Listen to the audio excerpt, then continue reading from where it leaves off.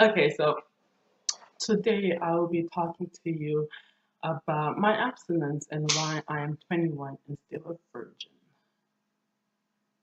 So today, guys, I'll be talking about why I am I am how do you say the proper I'm I'm not doing anything till marriage, like I'm not doing any like sexual things till marriage.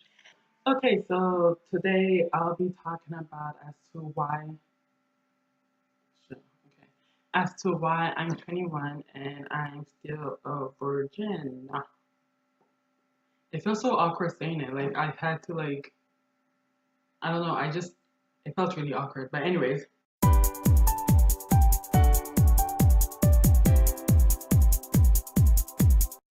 what haven't I done? I haven't done anything. It'd be longer to say the list, so I'd rather say what I no. It'd be longer to say no. Yeah, it'd be longer to say what I haven't done. So I'll just say what I have done, and all I've done was hug, literally. Like, hey, what's up? Long time no see. You know what I mean? Like, there's not much to it. Um, so why did I decide to not do anything? Well, in high school, it was really more like I'll just listen to my parents, and I'm a Christian, so I'll just listen to what my parents were saying, what God said, and like I wasn't the type of kid to rebel against my parents or anything like. Hence the jokes I was making. I was in high school. I was saying that I was gonna marry God. In college, I like as you grow up, your interest increased in it. Like no doubt, like puberty hits in, you get more interested. So yes, my interest in it increased, but at the same time, my disgust, like I got more disgusted in it because I was hearing so much from it. I like my friends, my acquaintances. I was hearing a lot, and like in the hallway, you'd see couples like making out, and you just like yell out, "Get a room!" You know. I was very, I was very disgusted by the idea of it, and but the more I heard that my friends were losing it, the more I valued what I had. So that's when I started respecting what I had and like calling it like a treasure, calling it like a diamond, a jewel. Like I ain't giving my diamond away. But and in university, I was pretty solid that I wasn't gonna. Sorry, I was pretty solid I wasn't gonna do anything. I was pretty like I knew where I stood on it. I wasn't ashamed of it. I'm not gonna do anything until I get married. How did it feel to wait for 21 years? Well, in high school, it was kind of like when my classmates were doing, I was like, whatever. I wasn't really friends with my classmates. I was like, I don't care. When my friends started around like the last 3 years of my high school, which, the last 2 years of my high school, then it was a bit like, okay, my friends are different from my classmates.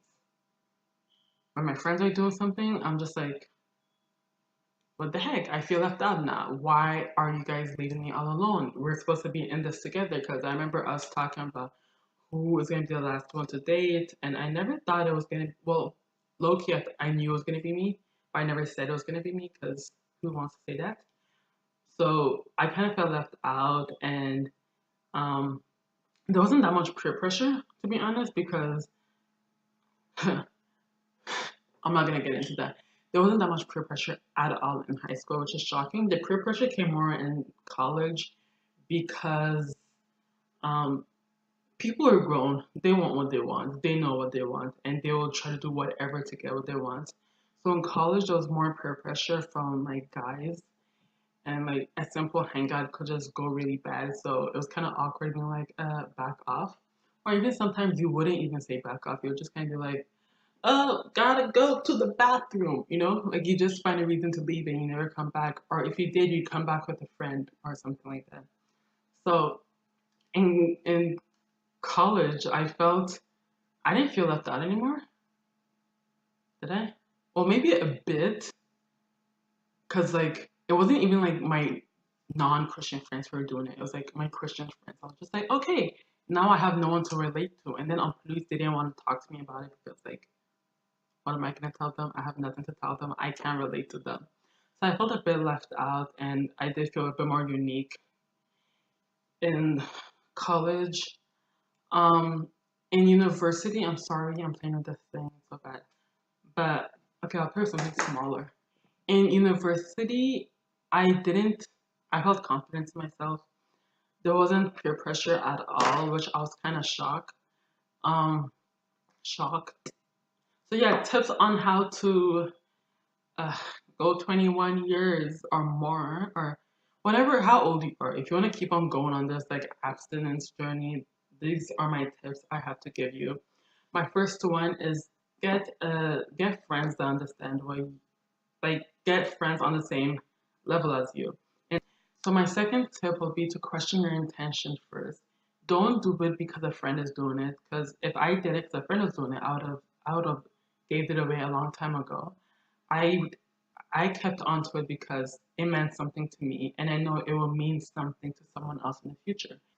Another thing was you have to be aware of the ups and downs. You have to be aware that sometimes temptation is gonna come, and you don't. I'm not gonna say don't hide from it, but like don't be like no no no no no no no no no. Remove that thought from my head. Acknowledge what you're thinking, and then talk yourself out of it. As in like, oh, I feel like going to hang out with this guy at his place, even though you already know his intentions. But you have to be like, no, no, no, Helen, no, I'm not doing that because I want to keep myself pure. Don't be like, no, no, no, no, no, no, no, no, no, no, and then ignore it because the next time you have that opportunity, is you're gonna take it. You have to remind yourself of your intention. So go back to step number two. Remind yourself of your intention. I will recommend that you pray. If you do pray, if you don't pray, I recommend that you pray. So either way, I recommend that you pray.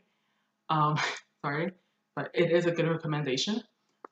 Read your Bible as well. I found some really good verses, and I wrote it down in this book. So whenever I feel like I need to be reminded, I could flip to it, which is like right here. No, you can't see it, but it's in there. I have like verses like First Corinthians 6:18 to 20, 1 Corinthians 7:9, Ezekiel 23:18. Um, I had these verses to motivate me to keep me walking this holy life and not to like, just you need something to motivate you when you go down on these bad days and then come back up. Another thing I did was I'm still doing because you need to keep on doing this your whole life because you're gonna keep on making friends. So you don't do this only once. You do this every day, and it's gonna be hard sometimes. But you have to learn how to draw a line with your guy friends. And I kid you not. Yes, I'm giving you this advice, but I need to practice it more and more. I have told myself that I will not let any guy touch me.